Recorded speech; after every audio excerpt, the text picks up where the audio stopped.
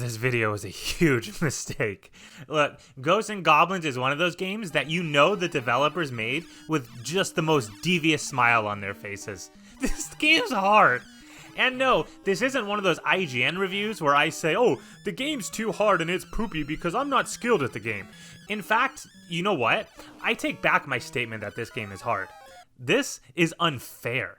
Go to Google and type in most difficult NES games of all time, and in 99.9% of the list that you see, this game will be sitting right there in the top 5, probably even the number 1 or 2 option.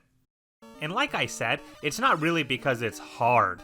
If you ask me, a hard game is something that takes a lot of skill to overcome, but that if you have the skill and perseverance, it is absolutely beatable. I don't think that's an accurate description of Ghosts and Goblins. This game will require an insane amount of skill, but even more luck. Try this guy, for example. He'll sometimes come charging at you. I try running away, but he catches up and kills me. I try standing my ground and attacking, and he just runs me over. I try jumping over him, and he stops charging and lets me fall right on top of him. Didn't matter what I did, death was the only option. And then, get this, later on, there's a fight with 2 of them. And then there's this dragon enemy that would sometimes fly low enough on the ground that I couldn't duck underneath him, but he's just long enough so I couldn't completely jump over him. What's the strategy for this, you might be asking? Turning the game off and playing some Animal Crossing New Horizons and trying not to think about this painful experience. And it's not just the bosses that are hard. Some enemies, like this flying dude, will shoot a projectile at you and then fly down at just the perfect angle to almost guarantee you get hit. His path changes depending on your movement, so he's insanely hard to dodge.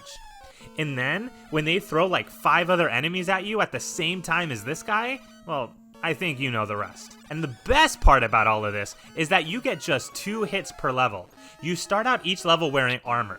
1 hit and the armor falls off. Next hit, you die.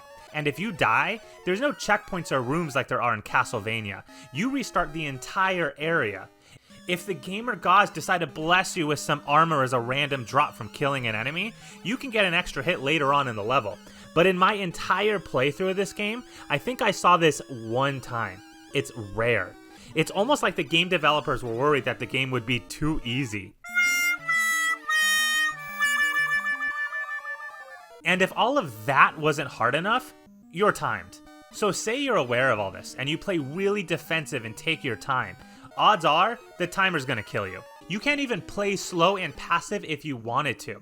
I had some really good runs because I waited patiently for the right moment, and I ran out of time long before the end of the stage. You can't always wait for the perfect opportunity. In fact, you usually can't wait for the perfect opportunity. Oh, and I'm not even close to being finished yet. During my playthrough, I made the worst mistake. The final boss of the game can only be damaged by 1 weapon. The shield. I didn't know that. Why would I? So I beat stage 5, which was hard as absolute bricks, only to be told that I had to retry to get the only item that could hurt him.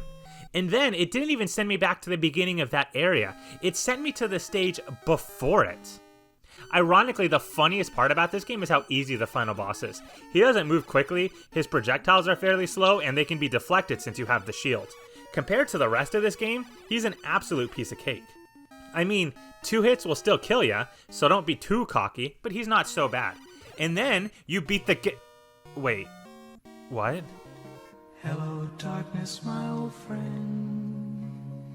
Yeah, at the end of the game, it's gonna tell you that the whole thing was an illusion, and in order to see the true ending, you gotta beat the whole game. From the beginning.